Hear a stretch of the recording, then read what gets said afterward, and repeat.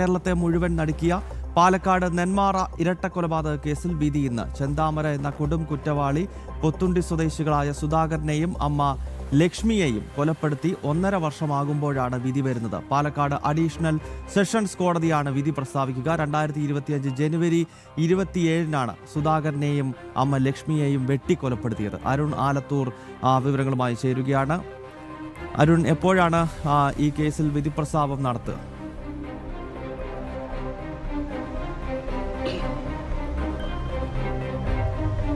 ഗൗതം, ഇന്നിപ്പോൾ രാവിലെ 11 മണിയോടുകൂടി കോടതി നടപടികൾ ആരംഭിക്കുന്ന മുറയ്ക്ക് നെന്മാറ ഇരട്ട കൊലപാതക കേസിലെ വിധി ഇന്ന് കോടതിയുടെ ഭാഗത്തുനിന്നുണ്ടാവും എന്നുള്ളതാണ് അറിയാൻ കഴിയുന്നത്.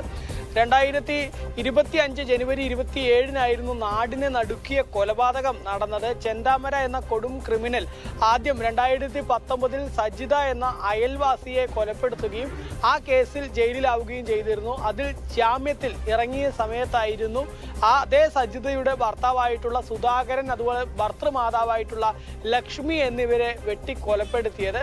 കൊലപാതകത്തിന് കാരണം എന്ന് പറയുന്നത് ഈ ചെന്താമരയുടെ ഭാര്യ പിണങ്ങിപ്പോകുന്നതിന് കാരണമായത് ഈ പറയുന്ന സുധാകരനും അതുപോലെ തന്നെ സജിതയും ലക്ഷ്മിയും അടങ്ങുന്ന ആ കുടുംബവും അതുപോലെ തന്നെ തൊട്ടടുത്തുള്ള പുഷ്പ എന്ന മറ്റൊരു സ്ത്രീയുടെ കുടുംബവും ഇവരാണ് ഈ തൻ്റെ ഭാര്യ പിണങ്ങിപ്പോവാൻ കാരണം എന്നുള്ള ഒരു തെറ്റിദ്ധാരണയും അതിനെ തുടർന്നുള്ള പ്രതികാരവുമായിരുന്നു ഈ കൊലപാതകത്തിലേക്ക് നയിച്ചത് എന്നുള്ളതാണ്.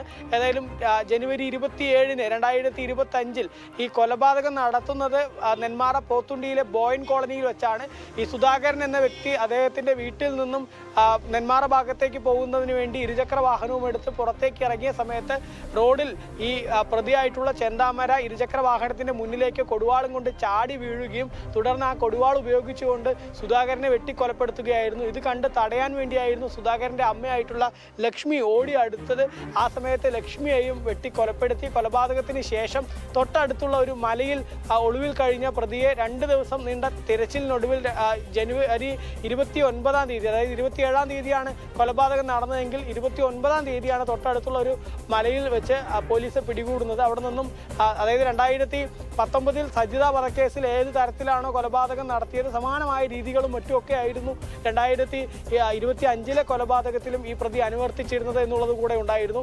ഏതായാലും ഈ കൊലപാതകത്തിന് പിന്നാലെ ഈ 2019-ലെ സജിത വധക്കേസുമായി ബന്ധപ്പെട്ട കോടതി നടപടികൾ ആരംഭിച്ചിരുന്നു. 2025 ജനുവരി 27-ന് ഇരട്ട കൊലപാതകം നടക്കുമ്പോൾ അതിനുശേഷം ഒക്ടോബർ മാസത്തിലായിരുന്നു സജിത വധക്കേസിൻ്റെ നടപടികൾ, അതിൻ്റെ വിധി പ്രസ്താവവും മറ്റും ഉണ്ടായിരുന്നു. അന്ന് ഒക്ടോബർ 14-ന് Palakkad additional district and sessions കോടതി 4 ചെന്താമര കുറ്റക്കാരനാണെന്ന് കണ്ടെത്തുകയും ഒക്ടോബർ 16-ന് പ്രതിക്ക് ഇരട്ട ജീവപര്യന്തവും അതുപോലെ തന്നെ 3.25 ലക്ഷം രൂപ പിഴ ശിക്ഷയും വിധിച്ചിരുന്നു.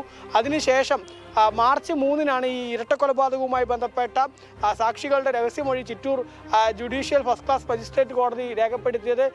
മാർച്ച് 25-ാം തീയതി കോടതിയിൽ കുറ്റപത്രം സമർപ്പിച്ചിരുന്നു. 480 പേജുള്ള കുറ്റപത്രമായിരുന്നു അന്ന് സമർപ്പിച്ചത്. അതിൽ 132 സാക്ഷികൾ ഉണ്ടായിരുന്നു. 30-ലധികം രേഖകളും ഫോറൻസിക് തെളിവുകളും ഉൾപ്പെടെ ശാസ്ത്രീയ തെളിവുകളൊക്കെ ഉൾപ്പെടെ കോടതിയിൽ അന്ന് സമർപ്പിച്ചിരുന്നു.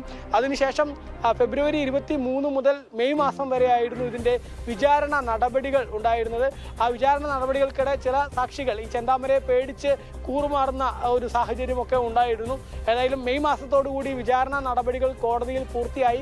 തുടർന്ന് കഴിഞ്ഞ തിങ്കളാഴ്ച ഈ കേസുമായി ബന്ധപ്പെട്ട് കോടതി വിധി പറയാനിരുന്നതാണ്. പക്ഷേ ജഡ്ജിയുടെ അനാരോഗ്യം മൂലം വിധി പറയുന്നത് ഇന്നത്തെ ദിവസത്തേക്ക് മാറ്റിവെക്കുകയായിരുന്നു. ഏതായാലും ഈ ചെന്താമരയ്ക്ക് വധശിക്ഷ തന്നെ നൽകണം എന്നുള്ളതാണ് ഈ കൊല്ലപ്പെട്ടിട്ടുള്ള സുധാകരൻ്റെ മക്കൾ പറയുന്നത്. കാരണം ആ കുടുംബത്തിൻ്റെ 3 പേരെ, സ്വന്തം അമ്മയെയും അച്ഛനെയും മുത്തശ്ശിയെയും ഉൾപ്പെടെയാണ് കൊലപ്പെടുത്തിയത്. അവർ 5 പേരായിരുന്നു ആ കുടുംബത്തിലുണ്ടായിരുന്നത്. അതിൽ ഇപ്പോൾ ഈ സുധാകരൻ്റെ 2 പെൺമക്കൾ മാത്രമാണ് ബാക്കിയുള്ളത്. ബാക്കി 3 പേരെയും ഈ ചെന്താമര എന്ന കൊടും കുറ്റവാളി ക്രിമിനൽ വകവരുത്തുകയായിരുന്നു. അതുകൊണ്ട് തന്നെ ഈ പ്രതിക്ക് വധശിക്ഷ നൽകണം എന്നുള്ളൊരു ആവശ്യമാണ് ആ കുടുംബത്തിൻ്റെ ഭാഗത്തു നിന്ന്, പെൺകുട്ടികളുടെ ഭാഗത്തു നിന്നൊക്കെ ഉള്ളത്. ഏതായാലും കോടതി ഇനി ഇതിപ്പോൾ എന്ത് തരത്തിലുള്ള വിധി കോടതിയുടെ ഭാഗത്തു നിന്നുണ്ടാവും എന്നുള്ളത് തന്നെയാണ് എല്ലാവരും ഉറ്റുനോക്കുന്നത്. ഓക്കെ, അരുൺ ആലത്തൂരാണ് വിശദാംശങ്ങൾ നൽകിയത്.